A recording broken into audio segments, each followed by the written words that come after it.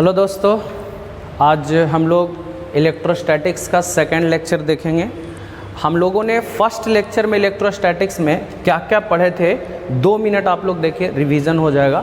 हमने उसमें चार्ज के बारे में बताया था बेसिकली, और चार्ज के बारे में हमने बताया था तो उसमें बताए थे, थोड़ा फास्ट बताएंगे और पिछले लेक्चर में वो चीज़ करवा दिए हैं, उसको थोड़ा सा ध्यान दीजिए, रिवीजन हम करवा दे रहे हैं। चार्ज किसी भी मैटर का फंडामेंटल प्रॉपर्टी है, पार्टिकल है।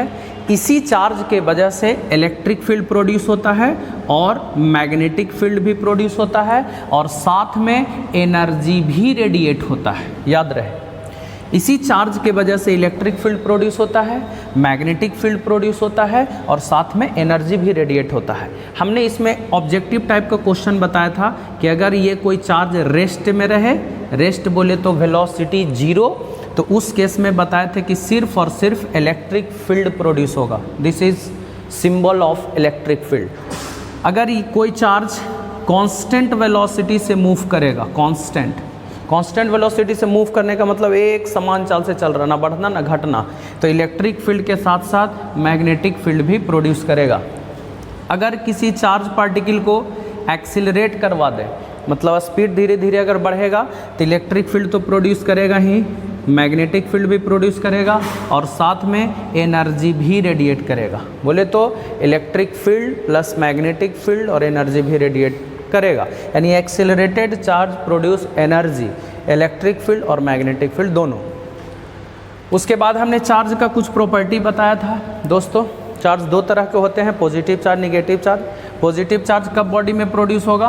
बॉडी तो न्यूट्रल होता है, तो पॉजिटिव चार्ज प्रोड्यूस करने के लिए हम लोग इसमें से इलेक्ट्रॉन को निकालते थे, तो इलेक्ट्रॉन निकालेंगे तो इस पर पॉजिटिव चार्ज आएगा, और इलेक्ट्रॉन अगर ऐड कर देंगे किसी भी बॉडी में तो इस पर नेगेटिव चार्ज आएगा। तो ध्यान रखिएगा, इलेक्ट्रॉन के एडिशन और रिमूवल से ही बॉडी चार्ज होता है। चार्ज के प्रॉपर्टीज़ में हम लोगों ने देखा था क्या? पहला प्रॉपर्टी देखे थे कि चार्ज स्केलर क्वांटिटी है, इसका ऐसा यूनिट बताया था कूलम, और डिराइव्ड है, स्केलर और डिराइव्ड, क्योंकि ये 2 फंडामेंटल से मिल करके बना है, हमने डिस्कस किया था। कूलम इसका ऐसा यूनिट होता है या एम्पियर सेकेंड होता है, ऐसा यूनिट।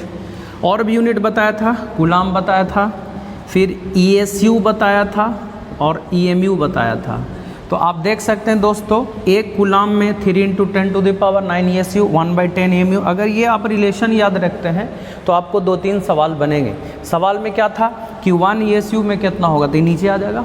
फिर दूसरा सवाल बताए थे कि क्वांटम ऑफ चार्ज को ESU में कैसे कन्वर्ट करेंगे, तो quantum of charge minimum charge होता है, और वो मिनिमम चार्ज का वैल्यू होता है इलेक्ट्रॉन पर का चार्ज। इलेक्ट्रॉन का चार्ज होता है 1.6 10⁻⁹ 19, तो उसको हम लोग कन्वर्ट कर सकते हैं। फिर ये दोनों का रेशियो हमने बताया था कि EMU और ESU का रेशियो 3 × 10⁻10 होगा। इस टाइप का सवाल हमने करवाया था।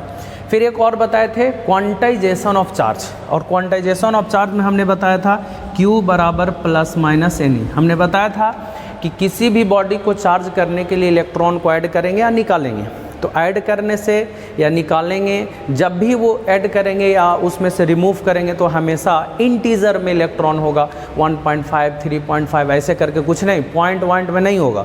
जब भी होगा तो इंटीजर में 1 2 3 4 5 ऐसे इलेक्ट्रॉन ऐड करेंगे या तो रिमूव करेंगे, ठीक है।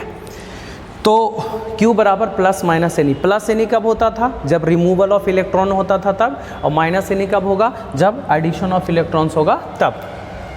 इस पे बाकी हम लोग कुछ डिस्कस किए थे, एग्जाम्पल्स, प्रॉब्लम। आज हम लोग चौथा प्रॉपर्टी होगा, आज हम लोग 4th प्रॉपर्टी डिस्कस करेंगे। तो चार्ज का 4th नंबर प्रॉपर्टी में क्या है देखिएगा, आज हम लोग करने जा रहे हैं 4था number property, charge is invariant. Charge is invariant. अब इसका मतलब आप लोग समझेंगे कि चार्ज इज इनवेरिएंट का मतलब क्या हुआ, है ना दोस्तों। इसको ऐसे हम लोग लिखते हैं, Q does not the function of velocity. मतलब अगर किसी चार्ज बॉडी को, ये चार्ज या चार्ज पार्टिकल को, कोई चार्ज पार्टिकल है, अगर आप भी वेलोसिटी से मूव करा देंगे, और याद रहे आप इसके स्पीड को कितना भी क्यों ना कर ले, लाइट के स्पीड के कंपेरेबल भी क्यों ना कर ले। लाइट का स्पीड होता है 1 सेकंड में 3 लाख किलोमीटर, 3 × 10⁸ मीटर पर सेकंड लाइट का स्पीड होता है। वैक्यूम में, एयर में भी उतना ही होता है करीब करीब। तो कोई चार्ज अगर v वेलोसिटी से मूव कर रहा है तो इसके चार्ज में कोई परिवर्तन नहीं होता है।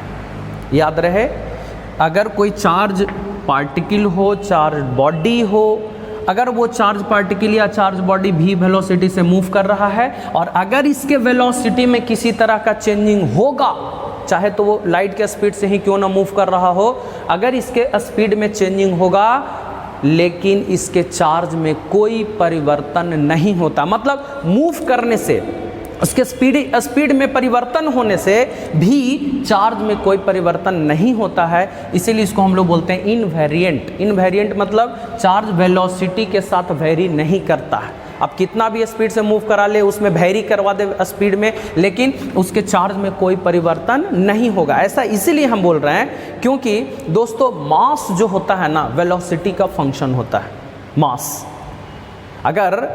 अगर कोई भी बॉडी जिसका मास m है और इसको आप मूव करा दें, याद रहे ये स्पीड लाइट के स्पीड के कंपेरेबल मूव कराना है। मतलब लाइट का स्पीड अगर 3 लाख है तो उसी के आसपास में अगर इस स्पीड को वेरी करवाएंगे उसके मास में वेरिएशन होता है।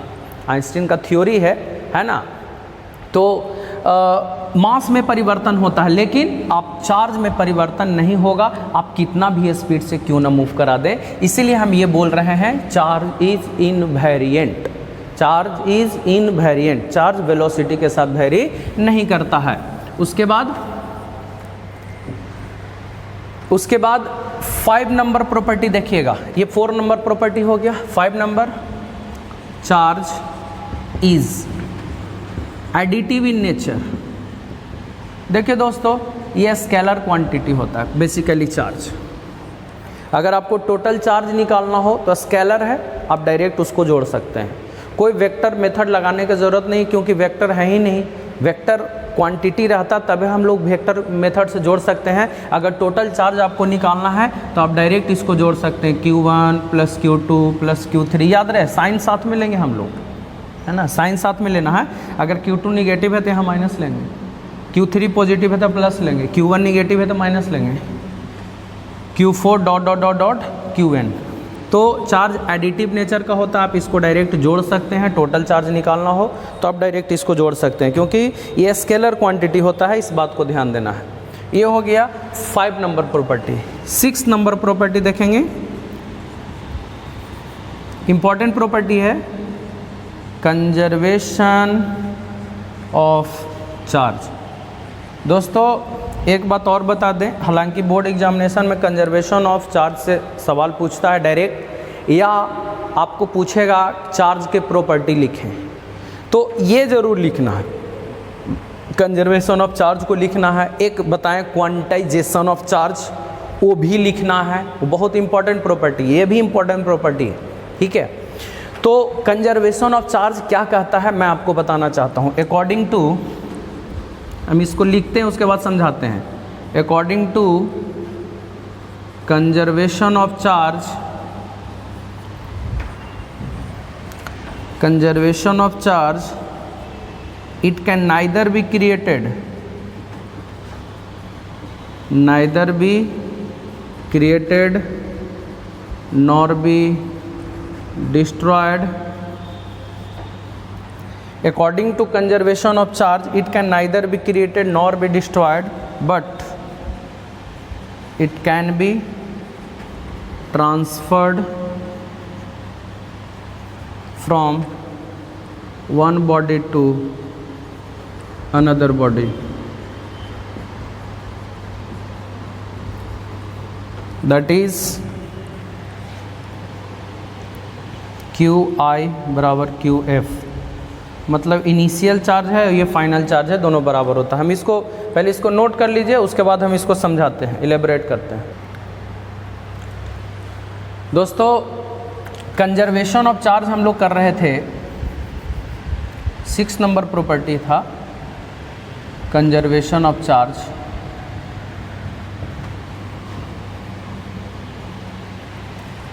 देखिए ये कंजर्वेशन ऑफ चार्ज क्या है, हम लिख दिए हैं, आप लोग देख लीजिएगा। तो बेसिकली कंजर्वेशन ऑफ चार्ज कहता क्या है कि चार्ज को ना ही तो हम लोग क्रिएट कर सकते हैं और ना ही तो डिस्ट्रॉय कर सकते हैं। मतलब कहने का कि चार्ज क्रिएट नहीं होगा, अगर क्रिएट होगा तो साइमल्टेनियसली क्रिएट होगा, माने जहाँ निगेटिव वहाँ पॉजिटिव भी होगा। मैं आपको एग्जांपल बताता हूँ, जैसे ये कोई बॉडी है ए और इस पर भी कोई चार्ज नहीं है, और ये दूसरा बॉडी है दोस्तों बी। याद रखिएगा, ये पहला बॉडी है ए और दूसरा बॉडी है बी। अब दोनों न्यूट्रल है, इस पे भी कोई चार्ज नहीं है अभी, इस पे भी कोई चार्ज नहीं है। अब दोनों को अगर जोड़ दें तो इनिशियल चार्ज कितना हो जाएगा, 0, क्योंकि कोई चार्ज नहीं है, इस पे भी चार्ज नहीं है। अब दोनों को हम लोग रगड़ेंगे, रब्ड, दोनों को हम लोग रगड़ेंगे, रबिंग। अब बताइए जब दोनों को हम लोग रब्ड करेंगे दोस्तों, तो किसी एक में से जिसमें लूजली बॉन्डेड इलेक्ट्रॉन्स होगा, कमज़ोर तरीके से जो बंधा हुआ होगा, उसमें से इलेक्ट्रॉन टूट करके दूसरे वाले में चला आएगा। अगर इसका कमज़ोर होगा तो इसमें से टूट के इसमें चला आएगा, अगर इसका कमज़ोर होगा तो एक में से इलेक्ट्रॉन टूट करके उसमें चला आएगा। तो मेरे कहने का मतलब ये होगा कि जब दोनों बॉडी को आपस में रगड़ते हैं तो इलेक्ट्रॉन का ट्रांसफ़र होगा। हो सकता है यहाँ से यहाँ ट्रांसफ़र हो सकता है यहाँ से यहाँ ट्रांसफ़र हो। मान लिया जाए दोस्तों बी से ए में ट्रांसफ़र हुआ रगड़ने से, तो आप बता दीजिए कि इसमें आके इलेक्ट्रॉन जुटा है तो इस पर नेगेटिव चार्ज आ जाएगा, और उस पर निकला है तो इस पर पॉजिटिव चार्ज आ जाएगा। अब आप बता दीजिए, इस पे नेगेटिव चार्ज तो आया, लेकिन साइमल्टेनियसली ठीक उसी समय पॉजिटिव चार्ज भी दूसरे बॉडी पे डेवलप्ड हुआ। अगर आप जोड़ लें फाइनल चार्ज दोनों मिला करके, तो जितना निगेटिव आया उतना ही पॉजिटिव आएगा, और मिल करके फिर से कितना हो गया, 0। अर्थात इनिशियल चार्ज भी 0 था और फाइनल चार्ज भी 0 है। इसका मतलब कि जो इनिशियल चार्ज था वो फाइनल चार्ज के बराबर होता है। इसलिए हम ऐसा बोल रहे हैं कि चार्ज को ना ही तो क्रिएट कर सकते हैं ना ही तो डिस्ट्रॉय। अगर ये बॉडी है और अगर इस बॉडी को हमने निगेटिव चार्ज किया किसी तरह से, तो कहीं ना कहीं पॉजिटिव चार्ज हुआ होगा, एक साथ क्रिएट होता है दोनों, निगेटिव और पॉजिटिव, और मिल करके फिर से न्यूट्रल हो जाता है। जैसा कि आपने यहाँ पे देखा, बहुत सारे एग्जाम्पल्स हैं इससे जुड़े हुए, वो मैं एग्जाम्पल्स आपको बताता हूँ कि कंजर्वेशन ऑफ चार्ज आप कहाँ पे देख सकते हैं, है ना। तो 2-3 मेथड होते हैं, जैसे पेयर प्रोडक्शन में या एनहिलेशन प्रोसेस में, है ना, यहाँ पे कंजर्वेशन ऑफ चार्ज होता है। जैसे एक एग्जांपल और हम लेते हैं, सिल्क, ये मटेरियल है एक, है ना, और ग्लास रड। दोस्तों जब सिल्क और ग्लास रड को रगड़ा जाता है, रब्ड करते हैं हम लोग, ठीक है, तो रगड़ने के बाद सिल्क पर नेगेटिव चार्ज और ग्लास रड पे पॉजिटिव चार्ज आता है। आप देख सकते हैं, अगर सिल्क मटेरियल है और ग्लास का रॉड है ग्लास का, अगर ये दोनों को आपस में हम लोग रगड़ते हैं दोस्तों, तो रगड़ने से सिल्क पर नेगेटिव चार्ज और ग्लास रड पे पॉजिटिव चार्ज, ये ऑब्जर्वेशन है, आपको इसको याद रखना पड़ेगा या ऑब्जर्व करके प्रैक्टिकली देखना पड़ेगा कि सिल्क और ग्लास रड को रगड़ने से किस पे नेगेटिव और किस पे पॉजिटिव। हम आगे बताएंगे, एक गोल्ड लीफ इलेक्ट्रोस्कोप करके इसमें है ना डिवाइस, जिससे हम लोग पता करते हैं कि रगड़ने के बाद किस पे नेगेटिव चार्ज आया और किस पे पॉजिटिव चार्ज आया। फिलहाल अभी याद रखना है आपको कि सिल्क और ग्लास रड को जब हम लोगों ने रगड़ा, तो रगड़ने से सिल्क पर नेगेटिव और ग्लास रड पे कौन सा चार्ज आ गया दोस्तों, पॉजिटिव चार्ज आ गया। अब आप देख सकते हैं रगड़ने के पहले भी टोटल चार्ज 0 था, क्योंकि इस पर कोई चार्ज नहीं, इस पर कोई चार्ज नहीं, मिला करके 0, और रगड़ने के बाद जितना निगेटिव चार्ज आया उतना ही पॉजिटिव चार्ज है, मिल करके फिर से क्या हो गया, 0। अर्थात इनिशियल चार्ज और फाइनल चार्ज इसमें भी बराबर है, तो हम लोग कह सकते हैं कि यहाँ भी कंजर्वेशन ऑफ चार्ज को फॉलो किया। आप इसको नोट कर लीजिए और एग्जांपल्स बताते हैं। थर्ड एग्जांपल देख लीजिए,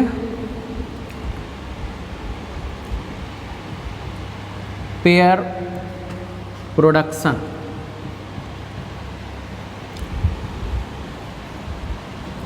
इस पेयर प्रोडक्शन में भी कंजर्वेशन ऑफ चार्ज फॉलो होता है। कैसे देखेंगे पेयर प्रोडक्शन में होता क्या है, मैं आपको बता दूं। इसमें गामा फोटोन अब गामा रे भी कह सकते हैं, गामा फोटोन, ठीक है। ये एक न्यूट्रल पार्टिकल है, न्यूट्रल माने इस पर कोई भी चार्ज नहीं है, Q का वैल्यू 0, ठीक है। और ये जा कर के न्यूक्लियस से टकराता है, न्यूक्लियस, याद रहे न्यूक्लियस पर भी नेट चार्ज 0 होता है, क्योंकि न्यूक्लियस, हाँ न्यूक्लियस पर न्यूक्लियस से जाकर टकराता है, अभी इस पे भी चार्ज नहीं है, ठीक है ना। तो जब कोई भी गामा फोटोन जाकर के न्यूक्लियस से जाकर के टकराता है ना, तो टकराने के बाद इसमें, टकराने के बाद गामा फोटोन, इस पे भी गामा फोटोन चार्जलेस है, मतलब इस पे कोई चार्ज नहीं होता, याद रखिएगा, है ना, इसके पास एनर्जी है, ठीक है। और ये जा करके जब न्यूक्लियस से टकराता है दोस्तों, तो इसमें 2 पार्टिकल का निर्माण करता है, ठीक है। 2 पार्टिकल का निर्माण करता है, और वो पार्टिकल का निर्माण क्या करेगा, मतलब इस पे चार्ज 0 हो गया, और जाकर न्यूक्लियस से जैसे ही टकराया तो 2 पार्टिकल का निर्माण किया, एक को बोलते हैं पॉजिट्रॉन और एक को बोलते हैं इलेक्ट्रॉन। याद रहे, ये हो गया आपका पॉजिट्रॉन और ये हो गया आपका इलेक्ट्रॉन। अब इसमें सब नया नया वर्ड आपको दिख रहा होगा, हम डिटेल से एक करके एनालिसिस करेंगे। पहले बढ़िया से समझ लीजिए, ये गामा फोटोन जब न्यूक्लियस से टकराया, मतलब इसके पास एनर्जी है, यही गामा फोटोन टूट करके 2 पार्टिकल में बना, एक बना पॉजिट्रॉन और एक बना इलेक्ट्रॉन। इससे तो सब वाकिफ़ होंगे, मतलब इलेक्ट्रॉन के बारे में सब कोई जानते होंगे, उसका मास, उसका चार्ज। मैं बता दूं, पॉजिट्रॉन इसी का जस्ट उल्टा पार्टिकल है। आपको अगर इसका मास याद होगा तो 9.1 10⁻³ kg इलेक्ट्रॉन का, याद है ना। इसका अगर चार्ज की बात करें हम लोग तो चार्ज होता है -1.6 10⁻⁻19 कूलम। दोस्तों ये पॉजिट्रॉन है, हम बोले जस्ट इसका उल्टा पार्टिकल होता है ना। इसका भी मास इतना ही होगा 9.1 10⁻⁻31 kg। अगर इसके चार्ज की बात करें तो 1.6 10⁻⁻19 कूलम प्लस में। याद रहे, ये नेगेटिव चार्ज है, ये पॉजिटिव चार्ज है। ऐसा ना इसको प्रोटॉन समझ लीजिएगा, गलत, प्रोटॉन नहीं समझना, positron. Positron is the anti particle of electron.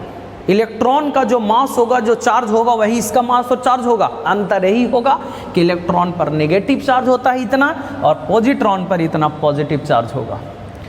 तो दोस्तों दोनों चार्ज को अगर आप जोड़े फाइनली तो यहाँ पे 0 है, और इनिशियली इस पे भी चार्ज कितना है पब्लिक, 0। दोस्त Q इनिशियल बराबर 0, Q फाइनल बराबर 0। अब बताइए इनिशियल चार्ज और फाइनल चार्ज बराबर हुआ कि नहीं हुआ। और इसमें क्या प्रोड्यूस हुआ, पेयर प्रोडक्शन, मतलब ये पेयर, 2 पेयर, मतलब एक पेयर प्रोड्यूस हुआ पॉजिट्रॉन और इलेक्ट्रॉन का। तो गामा फोटोन जब टूटता है तो पॉजिट्रॉन और इलेक्ट्रॉन में कन्वर्ट होता है, इसमें एनर्जी चार्ज कंजर्वेशन फॉलो होता है, क्योंकि जो पहले चार्ज था वो बाद में भी चार्ज है। इनिशियल चार्ज बराबर फाइनल चार्ज। अब इसमें एक बात और आपको ध्यान देना है, हुआ क्या इसमें।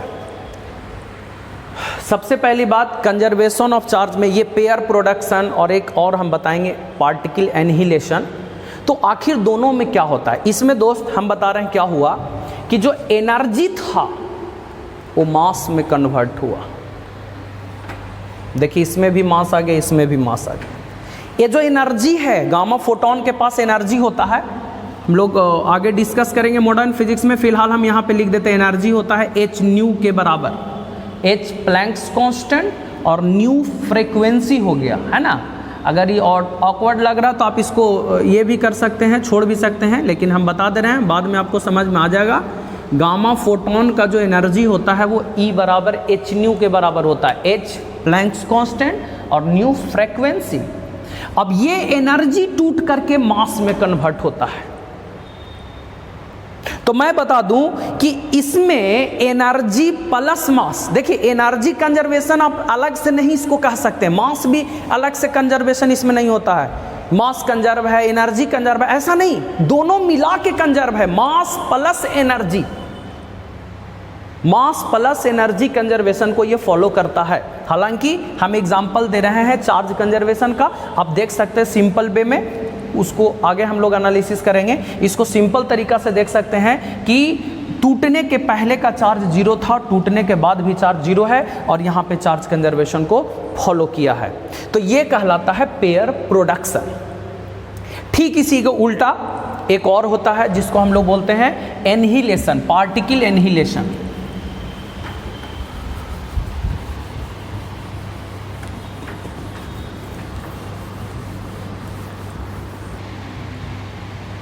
Particle annihilation. दोस्तों ये पार्टिकल एनिहिलेशन क्या है? तो एनिहिलेशन मतलब होता है जुड़ना। एक पॉजिट्रॉन और एक इलेक्ट्रॉन जुड़ करके दो गो गामा फोटोन का निर्माण करता है। आप देख सकते हैं इस पे भी टोटल मिला के चार्ज प्लस और माइनस मिल करके जीरो हो गया, और गामा फोटोन पर तो चार्ज ही नहीं होता, इस पे भी फाइनल जीरो। तो इनिशियल चार्ज और फाइनल चार्ज क्या हो गया? जीरो बराबर। तो इनिशियल चार्ज और फाइनल चार्ज जब इक्वल हो गया, इसका मतलब हम लोग कह सकते हैं कि कंजर्वेशन ऑफ चार्ज को फॉलो करता है। तो मेरे कहने का मतलब ये हुआ कि पार्टिकल एनहिलेशन, देखिए दो गो मिल करके गामा फोटोन का निर्माण कर रहा है, तो ये एनहिलेट किया, एनहिलेशन इसमें हुआ, जुड़ करके बना, और उसमें टूट करके बना था। गामा फोटोन टूट करके इलेक्ट्रॉन और पॉजिट्रॉन बना था, दोनों एक दूसरे का एंटी पार्टिकल बना था। तो ये इस तरह से हम लोग कह सकते हैं एनर्जी कंजर्वेशन को फॉलो करता है। इसमें क्या हुआ, हम और थोड़ा सा एलेबोरेट कर देते हैं। इस दोनों के पास मास है, और ये मास कन्वर्ट किया एनर्जी में। तो याद रखिएगा, इसमें मास कन्वर्ट किया एनर्जी में, एनहिलेशन में, और पेयर प्रोडक्शन में क्या था? एनर्जी कन्वर्ट किया था मास में। तो इस बात को ध्यान देना है, पार्टिकल एनहिलेशन हो, पेयर प्रोडक्शन हो, है ना, इसमें energy conservation follow, charge conservation follow होता है। ठीक है, इसको नोट कर लीजिए। लो, अब हम लोग 7 नंबर प्रॉपर्टी की तरफ बढ़ेंगे। ये देखिए प्रॉपर्टी भी आप इसको है, और बहुत सारे बातें हैं इससे जुड़े हुए इलेक्ट्रोस्टैटिक्स में। ये आपके बेसिक कॉन्सेप्ट को क्लियर करेगा, इसलिए इसको छोड़ना नहीं है ना, हम लोग को करते जाना। चार्ज, 7वां property, charge is always associated with mass. दोस्तों charge is always associated with mass कहने का मतलब that is if a body gets charge, then its mass may increase or decrease, may increase or decrease। देखिए इसका मतलब क्या हुआ कि charge is always associated with मास, मतलब चार्ज है तो उसमें मास भी होगा, ध्यान रखना। ठीक है, अगर किसी भी बॉडी को चार्ज करते हैं तो उसका मास या तो बढ़ेगा या तो घटेगा, है ना। और आपको याद होगा कि इलेक्ट्रॉन पर का जो मास होता है पॉजिटिव चार्ज है, मतलब इलेक्ट्रॉन नेगेटिव चार्ज है, और इसका जो मास होगा 9.1 10⁻³ kg।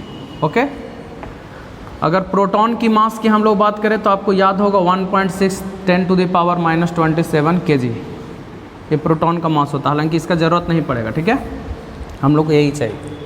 जैसे ये बॉडी है और ये न्यूट्रल बॉडी है, न्यूट्रल बॉडी, इस पे तो कोई चार्ज नहीं है दोस्तों, कोई चार्ज नहीं है। मान लीजिए इसका मास m है, मान लीजिए 10 kg, ऐसे ही मान लेते हैं हम लोग 10 kg।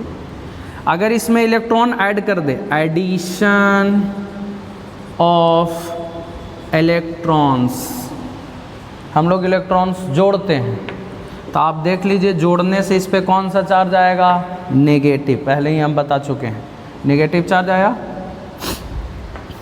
आप बताइए तो इलेक्ट्रॉन अगर जोड़ेंगे तो मास बढ़ेगा कि घटेगा? जोड़ेंगे इलेक्ट्रॉन तो इलेक्ट्रॉन पर भी मास होता है ना, तो जोड़ने से ऑब्वियसली मास बढ़ जाएगा। फिर बढ़ करके मान लेते हैं m' हो गया, मान लीजिए 10 है 12 हो गया, ऐसे मान रहे हैं, इतना होगा नहीं, 10 है 12 kg हो गया, बढ़ गया तो है ना, बढ़ा दिए। अब इसमें हम लोग रिमूव कर दिए, रिमूवल ऑफ इलेक्ट्रॉन्स, तो आपको याद होगा इलेक्ट्रॉन के रिमूव्ड होने से इस पे पॉजिटिव चार्ज आता है, पहले ही बता चुके हैं। रिमूवल ऑफ इलेक्ट्रॉन से पॉजिटिव चार्ज। अब आप देख लीजिए, रिमूव होगा इलेक्ट्रॉन तो ऑब्वियसली मास घट जाएगा। इलेक्ट्रॉन हटा दिए, वो मास हट जाएगा तो मास घटेगा ना। तो इसका हम लोग मान लेते हैं m डबल डैश, ये 10 है तो मान लीजिए 8 kg। बताइए तीनों में सबसे बड़ा कौन है? सबसे बड़ा है m डैश, उसके बाद m, उसके बाद ये 8 kg वाला। तो मेरे कहने का मतलब कि अगर बॉडी पर पॉजिटिव चार्ज हुआ है तो मास घटा होगा, नेगेटिव चार्ज हुआ तो मास बढ़ा होगा। क्योंकि नेगेटिव चार्ज तभी होगा दोस्तों जब इलेक्ट्रॉन ऐड करेंगे, तब ऐड करेंगे तो ऑब्वियसली मास बढ़ जाएगा, है ना। और अगर रिमूव करेंगे हम लोग तो पॉजिटिव चार्ज होगा और मास घट जाएगा। तो याद रखिएगा, पॉजिटिव चार्ज करने से मास उसका घट जाएगा और नेगेटिव चार्ज करने से बॉडी का मास बढ़ जाएगा। इस पे हम लोग एग्जांपल्स करेंगे, इसको नोट डाउन कर लीजिए। अब उस पे हम लोग एक सवाल देखते हैं, है ना। ट्रांसफ़र ऑफ मास से रिलेटेड सवाल है एक छोटा सा सिंपल। देखिएगा, ये एनसीईआरटी का क्वेश्चन है। क्या बोल रहा है? A piece of polythene rubbed with wool. Polythene है और पॉलीथीन के साथ हम लोग ऊल को रगड़े हैं। ऊल समझ रहे होंगे आप लोग। पॉलीथीन के साथ ऊल को रगड़े हैं और रगड़ने से रब्ड। क्वेश्चन में ही बोल रहा है एक्वायर से निगेटिव चार्ज ऑफ इतना कूलम। याद रखिएगा, नेगेटिव चार्ज एक्वायर करता है कौन? पॉलीथीन। कब? जब ऊल से रगड़ते हैं तब। यानी पॉलीथीन को ऊल से जब रगड़ते हैं दोस्तों तो पॉलीथीन पे नेगेटिव चार्ज आता है। तो ऑब्वियसली है, simultaneously at the same time positive charge developed on the wool. Wool पे उसी समय पॉजिटिव चार्ज डेवलप्ड होगा। तो पहला क्वेश्चन कि इलेक्ट्रॉन कहाँ से कहाँ ट्रांसफ़र किया होगा, तो आप समझ सकते हैं कि इस पे पॉजिटिव चार्ज है तो इसमें से इलेक्ट्रॉन निकला होगा, इस पे नेगेटिव चार्ज है तो इसमें इलेक्ट्रॉन आया होगा। तो ऑब्वियसली इलेक्ट्रॉन का ट्रांसफ़र हुआ होगा ऊल टू पॉलीथीन। तो यहाँ पे देख लीजिए कहाँ से कहाँ ट्रांसफ़र हुआ, विच टू विच, तो ऊल टू पॉलीथीन। कितना ट्रांसफ़र हुआ तो आप देख लीजिए, नेगेटिव चार्ज इतना हुआ, ठीक है। सबसे पहले इलेक्ट्रॉन कितना ट्रांसफ़र किया वो देख लेते हैं। तो Q बराबर फॉर्मूला होता है Ne, Q बराबर Ne। चार्ज कितना है? 3 × 10⁻⁻7 कूलम चार्ज हो गया। N हम लोग को नंबर ऑफ इलेक्ट्रॉन्स निकालना है और E का वैल्यू आप जानते हैं 1.6 10⁻⁻19। तो N बराबर दोस्तों 3 × 10⁻⁻7 डिवाइडेड बाई 1.6 10⁻⁻19। अगर कैलकुलेट करें हम लोग तो आ जाएगा, देखिए पॉइंट हटाएंगे ऊपर 0 आएगा तो 30 में 16 से भाग दीजिए, 16 कम 16,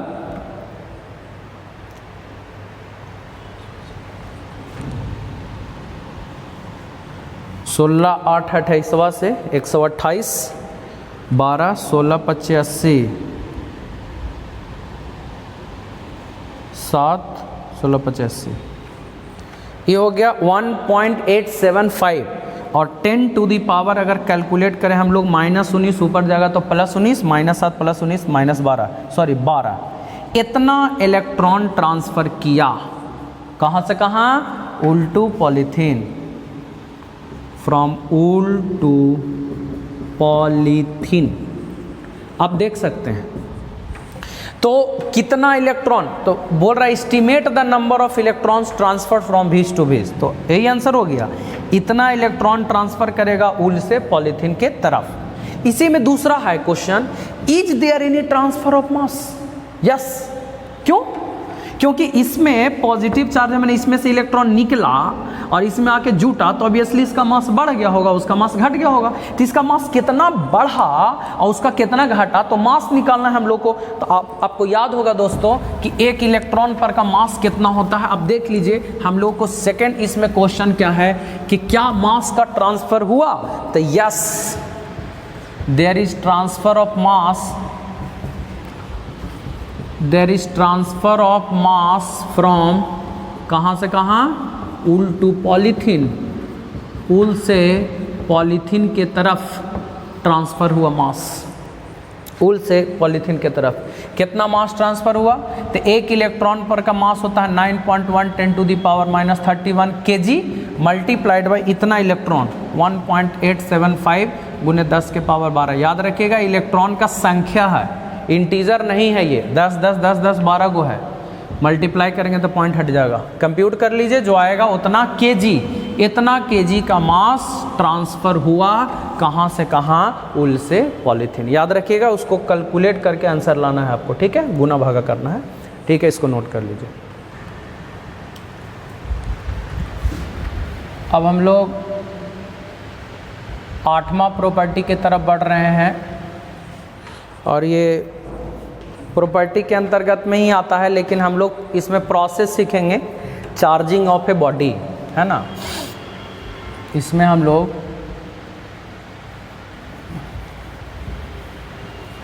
अच्छा देख लेते हैं चार्जिंग ऑफ ए बॉडी, इसके बाद में हम लोग डिस्कस कर लेंगे। 8वां प्रॉपर्टी देख लेते हैं, similar charge repel each other but opposite charge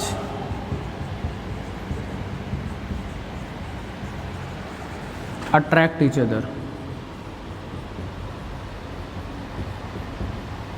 देखिए दोस्तों, अभी अगर सिमिलर चार्ज है तो दोनों में रिपल्सन होगा, एक दूसरे को रिपेल करेगा। सिमिलर चार्ज बोले तो नेगेटिव नेगेटिव हो या पॉजिटिव पॉजिटिव हो, लेकिन अगर अपोजिट नेचर का चार्ज है, अपोजिट मतलब एक पॉजिटिव एक निगेटिव, तो दोनों अट्रैक्ट करेगा।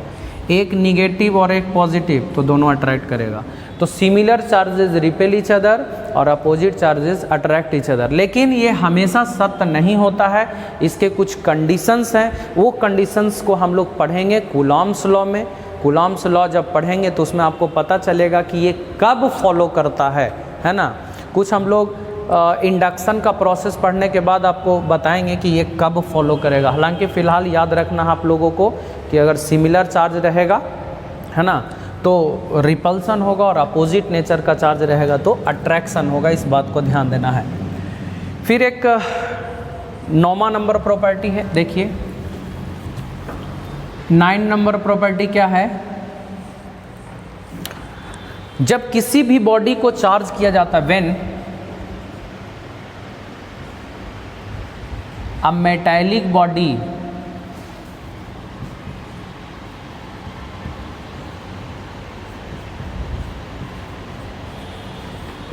इज चार्ज्ड, व्हेन ऐसे लिखेंगे, charge is given to a metallic body, then it always remain on the surface and surface charge density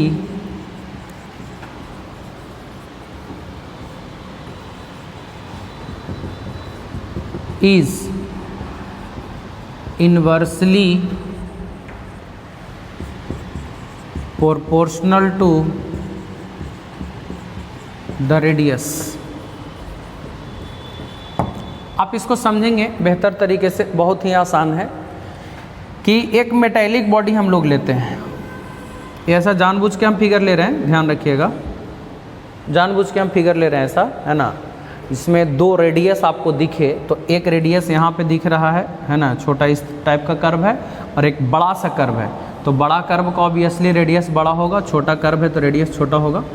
तो जब हम लोग, ये मेटल का बॉडी है, मेटालिक, और दोस्तों मैं बता दूं आप लोग को कि जब इस मेटालिक बॉडी को आप चार्ज देंगे तो ये चार्ज हमेशा इसके सरफेस पर रहेगा, अंदर नहीं जाएगा।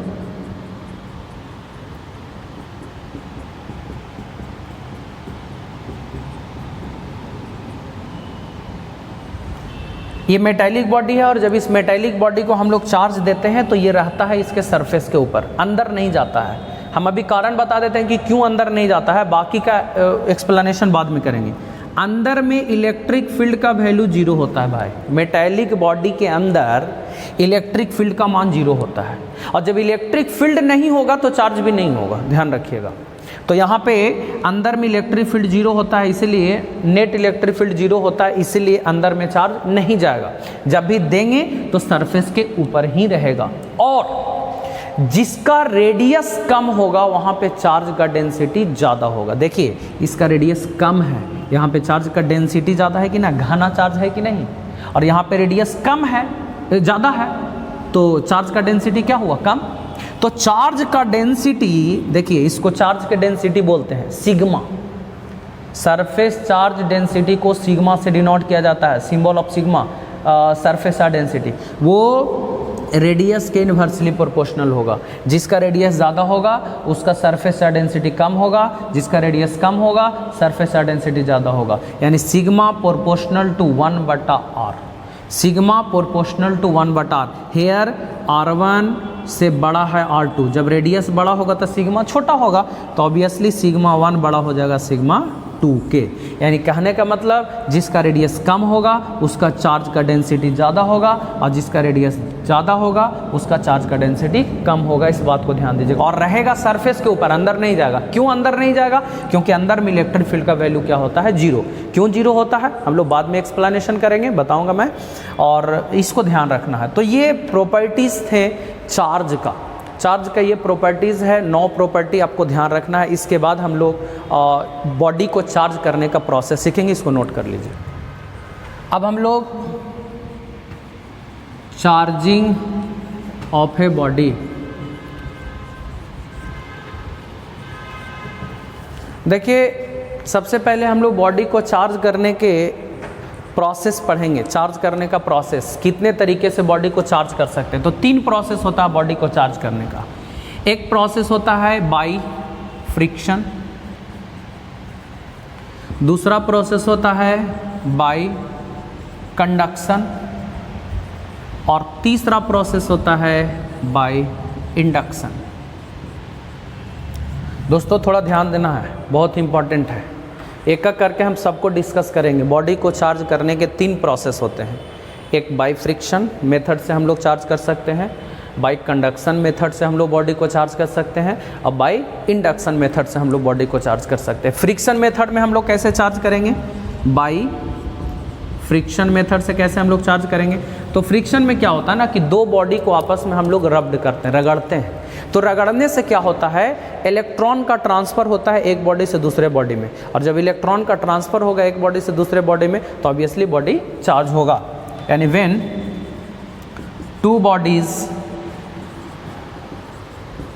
Are rubbed against each other, against each other, when 2 bodies are rubbed against each other, then due to transfer of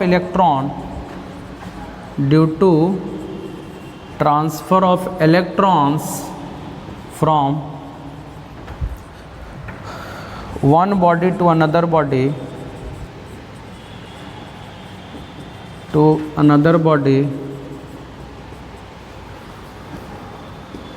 they get charge।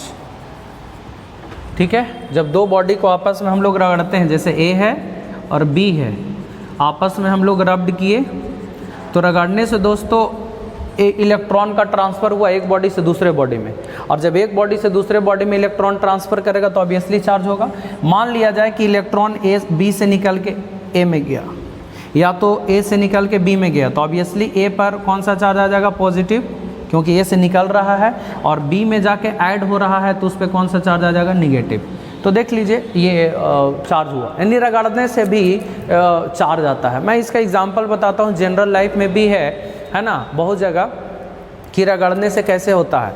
आप देखे होंगे कि ड्राई हेयर में है ना, प्लास्टिक का कोई चीज़ हो, पेन हो, चाहे ये है ना स्केच पेन हो, अगर आप ड्राई हेयर में रगड़ करके छोटे छोटे कागज़ के टुकड़े को सटाते हैं तो वो सटता है ना। इससे क्या होता है, रगड़ने से इस पे क्या आ गया दोस्तों, चार्ज आ गया, इस पे चार्ज आ गया, फ्रिक्शन के वजह से चार्ज आ गया। हेयर और प्लास्टिक इसके बीच में जब हम लोग रबिंग करते हैं, रगड़ते हैं, तो रगड़ने से क्या होता है कि इस पे चार्ज आ गया और चार्ज के वजह से वो छोटे छोटे कागज़ के टुकड़ों को क्या करता है, सटाता है। तो कहिएगा सर छोटे छोटे कागज़ के टुकड़ा में कोची रहता है कि सटे लगता है? तो मैं आपको बताता हूँ, जैसे ही प्लास्टिक पीस को रगड़ के लाते हैं, मान लीजिए इस पर कोई चार्ज आया होगा, है ना, मान लीजिए पॉजिटिव चार्ज आया होगा, ऐसे मान लेते हैं हम लोग, तो जैसे ही इसके नज़दीक लाइएगा तो इंडक्शन से इस पे आ जाएगा चार्ज, और वो चार्ज आएगा अपोजिट वाला, निगेटिव वाला, है ना। अब निगेटिव वाला आएगा तो क्या होगा, अट्रैक्शन होगा। अभी हम इंडक्शन बताएंगे आप लोग को, उसमें समझ में आ जाएगा कि उसमें नेगेटिव पॉजिटिव चार्ज दोनों डेवलप्ड होता है ना। तो इस पे चार्ज डेवलप्ड होगा, ये कागज़ का जो टुकड़ा है इसको लाने से नेगेटिव और पॉजिटिव चार्ज डेवलप्ड होगा, और नेगेटिव पॉजिटिव चार्ज डेवलप्ड होने के वजह से उसमें अट्रैक्शन होना शुरू हो जाता है। तो ध्यान रखिएगा, ऐसा नहीं समझेंगे कि कलम को रगड़ करके और कागज़ के टुकड़ा के पास ले जाएंगे तो ऐसे ही अट्रैक्ट करने लगता, नहीं। ये होता है क्या कि चार्ज हो गया और कागज़ के टुकड़ों में भी इंडक्शन की इसके वजह से इसमें चार्ज आता है, और चार्ज आता है तब अट्रैक्ट करता है, ऐसे नहीं अट्रैक्ट करेगा, इसमें चार्ज ही नहीं है तो कैसे अट्रैक्ट करेगा। तो ध्यान रखिएगा, इसके वजह से इसमें चार्ज आता है तब जाके अट्रैक्शन होता है। और भी जनरल लाइफ में हम लोग देख सकते हैं, फाइबर प्लास्टिक वाला जो चेयर होता है, आप उसको बैठ करके और वूलन कपड़ा से आप बैठिएगा और वूलन कपड़ा से आप रगड़िएगा अपने बॉडी को, तो आप में चार्ज प्रोड्यूस होगा, ठीक है। और वो चार्ज अगर आपके बॉडी से होते हुए अर्थ में गया, अगर आपका पैर अर्थ में है तो आपके बॉडी से होकर के अर्थ में गया तो थोड़ा सा करंट आप महसूस करेंगे, उसको हम लोग स्टैटिक करंट बोलते हैं। स्टैटिक करंट याद रखिएगा, आप चेयर पे बैठे हुए हैं, फाइबर वाला चेयर पे, और आपका पैर ज़मीन में टच किए हुए है, और किसी वजह से आपके बॉडी में वूलन कपड़ा से कोई आपको मार रहा है प्लास्टिक के चेयर पर बैठा करके, तो वूलन कपड़ा और प्लास्टिक के बीच में चार्ज डेवलप्ड होगा, वो चार्ज आपके बॉडी में आएगा और आपके बॉडी से होते हुए करंट फ्लो करेगा अर्थ में, चार्ज अर्थ में जाएगा, और अर्थ में जाएगा तो आपको हल्का सा करंट महसूस होगा, वो स्टैटिक करंट कहलाता है दोस्तों। तो मेरे कहने का मतलब बहुत सारे एग्जाम्पल्स हैं, ये चार्ज प्रोड्यूस करने के नियम है फ्रिक्शन में, कि जब दो बॉडी को आपस में रगड़ते हैं तो बेसिकली रगड़ने से इलेक्ट्रॉन का ट्रांसफ़र होता है एक बॉडी से दूसरे बॉडी में, और ट्रांसफ़र होने के वजह से बॉडी चार्ज होता है। मैं और एग्जाम्पल बताता हूँ, इसको नोट कर लीजिए। एग्जाम्पल देख लीजिए फ्रिक्शन का, जैसे सिल्क, आप नाम सुने होंगे, मटेरियल है, सिल्क का साड़ी वगैरह आता है, और ग्लास रड। अगर आप ये दोनों को रब्ड करते हैं, रगड़ते हैं, है ना, सिल्क और ग्लास रड को, तो देखा गया है, ऑब्जर्व किया गया है कि सिल्क पर नेगेटिव चार्ज डेवलप्ड होता है और ग्लास रड पे पॉजिटिव चार्ज, ग्लास रड पे पॉजिटिव चार्ज। तो ये दोनों को रगड़ने से एक बॉडी पर नेगेटिव और दूसरे बॉडी पे पॉजिटिव चार्ज डेवलप्ड हुआ। आप देख सकते हैं इलेक्ट्रॉन का ट्रांसफर कहाँ से कहाँ हुआ होगा, ग्लास से सिल्क में, ग्लास रड से सिल्क में, क्योंकि इस पे नेगेटिव चार्ज आया है तो इसमें आके जुटा होगा और उसमें से निकला होगा। और भी मैं एग्जाम्पल लेता हूँ, इबोनाइट मटेरियल है और ऊल, ये भी मटेरियल है। अगर आप इसको रगड़ेंगे दोस्तों, तो रगड़ने से इबोनाइट पर नेगेटिव चार्ज और ऊल पर पॉजिटिव चार्ज डेवलप्ड होता है। जितना नेगेटिव होगा उतना ही पॉजिटिव चार्ज भी डेवलप्ड होगा। ऑब्वियसली इलेक्ट्रॉन का ट्रांसफ़र कहाँ से कहाँ किया होगा, ऊल से पॉलीथीन के तरफ, ऊल से इबोनाइट के तरफ। इबोनाइट एक मटेरियल है, याद रखिएगा मटेरियल है, ठीक है।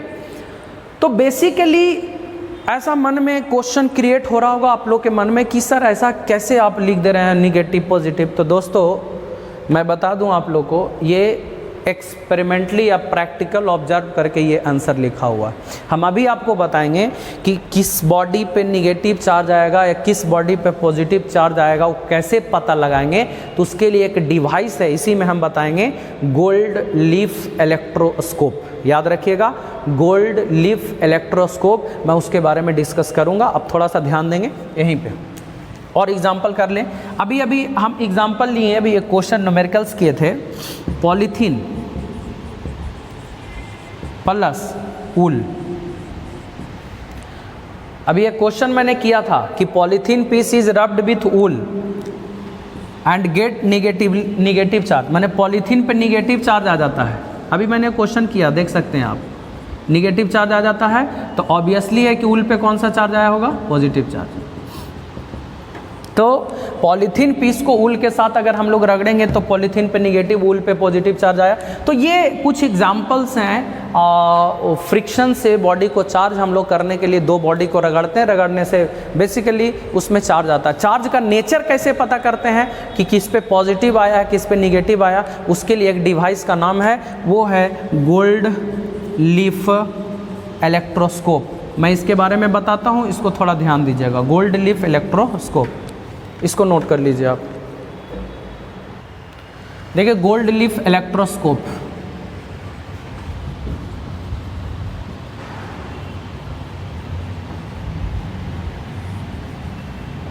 देखिए दोस्तों ये गोल्ड लीफ इलेक्ट्रोस्कोप के बारे में हम बताते हैं, थोड़ा सा ध्यान से समझेंगे आपको बिल्कुल समझ में आ जाएगा कि सर जो दो बॉडी को रगड़ रहे थे उस पे किस पे पॉजिटिव आएगा किस पे नेगेटिव आएगा, वो आपको मैं बताता हूँ। ये दोनों में आपको पता नहीं, रगड़े दोनों पर चार्ज आया, किस पे नेगेटिव आया किस पे पॉजिटिव आया, वो कैसे हम लोग पता करेंगे मैं आपको बताऊँगा, इसको ध्यान देंगे।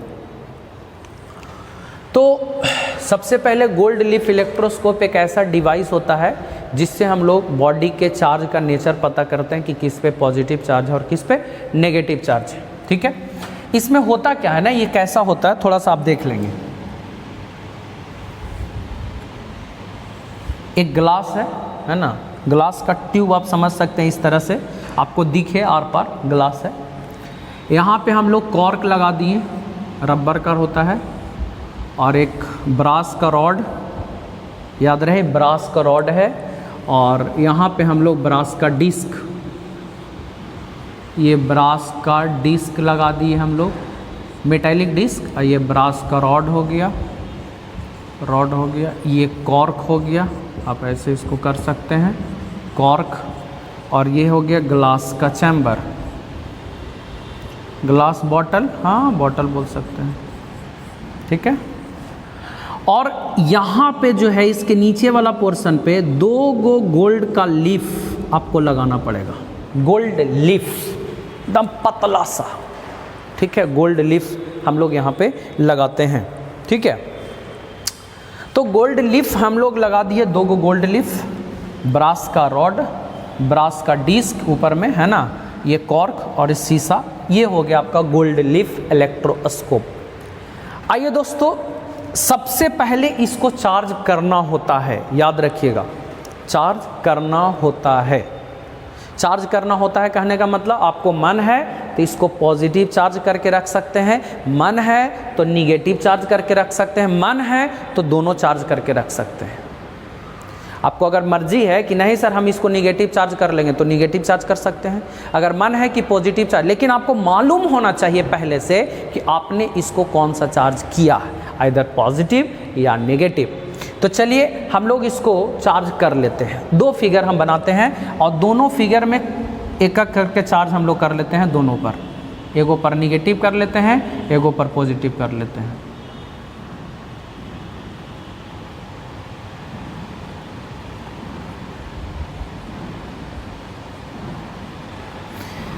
देखिए दोस्तों, चलिए इसको हम नेगेटिव चार्ज इधर से देते हैं। ये मान लीजिए नेगेटिव चार्ज है, कहीं से सोर्स होगा नेगेटिव चार्ज का, और ये नेगेटिव चार्ज वाला मान लीजिए नेगेटिव चार्ज का सोर्स है और नेगेटिव चार्ज वाला इसमें सटाते हैं। तो नेगेटिव चार्ज जैसे दीजिएगा तो नेगेटिव इसके थ्रू, ब्रास रड के थ्रू नीचे आएगा, और नेगेटिव इस पे भी जाएगा और इस पे भी जाएगा।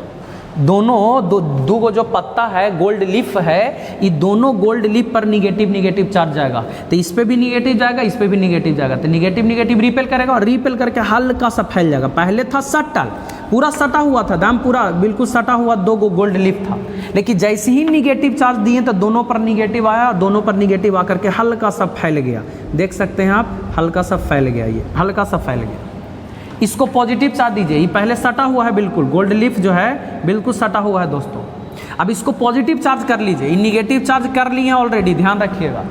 और इसको पॉजिटिव चार्ज दीजिए, कहीं से पॉजिटिव चार्ज का सोर्स लाइए, पॉजिटिव चार्ज का सोर्स, और इसको सटाइए तो पॉजिटिव चार्ज जाएगा, पूरा इससे होते हुए पॉजिटिव चार्ज आएगा, और पॉजिटिव ई वाला लीफ पर भी जाएगा और उस लीफ पर भी जाएगा, पत्ता पर। तो जैसे ही दोनों लीफ पर पॉजिटिव पॉजिटिव जाएगा तो पॉजिटिव पॉजिटिव रिपेल करेगा ना, तो रिपेल करके हल्का सा ये फैल जाएगा, हल्का सा।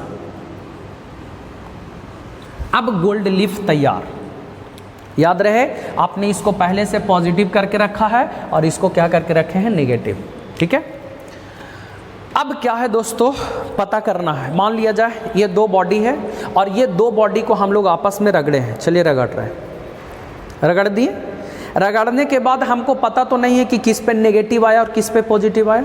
अब क्या करना है, रगड़ करके तुरंत इसको ले जाके सटाना है, ले जाके सटाना है। रगड़े और रगड़ करके ले जाके सटाएं। याद रहे पहले नेगेटिव है, तो अगर रगड़ने के बाद यहां सटाएं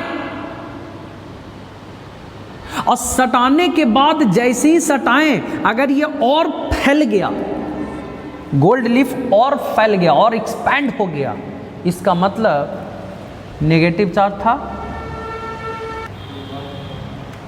ये नेगेटिव चार्ज था। हम इसको रगड़े और रगड़ने के बाद क्या किया, इसमें ले जाके सटाएं। सटाने के बाद अगर ये और फैल गया, इसका मतलब कि सिमिलर चार्ज होगा, तब ना रिपल्सन हो गया। और सिमिलर चार्ज करने का मतलब ये निगेटिव है, तो ई वाला भी सटाएं तो और फैल गया, इसका मतलब इस पे भी कौन सा चार्ज होगा, माइनस चार्ज।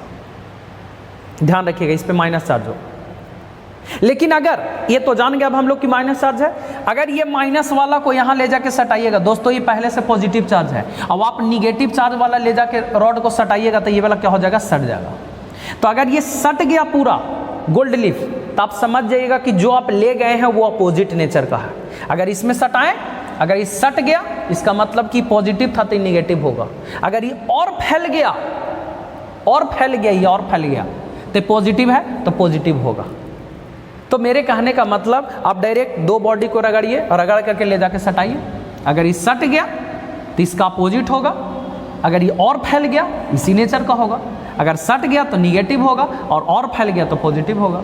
एकरा में ले जाके सटाएं, अगर ये सट गया पॉजिटिव होगा, तब ना पॉजिटिव निगेटिव सट गया, और अगर और फैल गया तो निगेटिव है तो निगेटिव होगा। तो मेरे कहने का मतलब इससे हम लोग पता करते हैं कि किस बॉडी पे कौन सा चार्ज आया। इसको ध्यान रखेंगे, इसको नोट कर लीजिए आप लोग।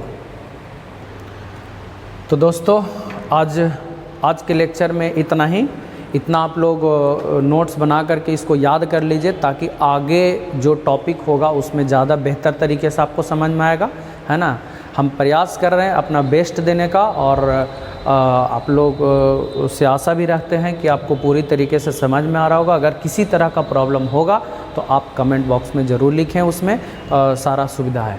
तो मैं आपको बता दूं कि नेक्स्ट लेक्चर में हम लोग चार्जिंग का ही दूसरा मेथड कंडक्शन और इंडक्शन पढ़ेंगे, और फिर उसके बाद में कूलॉम्स लॉ, इसी में है कूलॉम्स लॉ, उसके बारे में हम लोग डिस्कशन करेंगे। Thank you.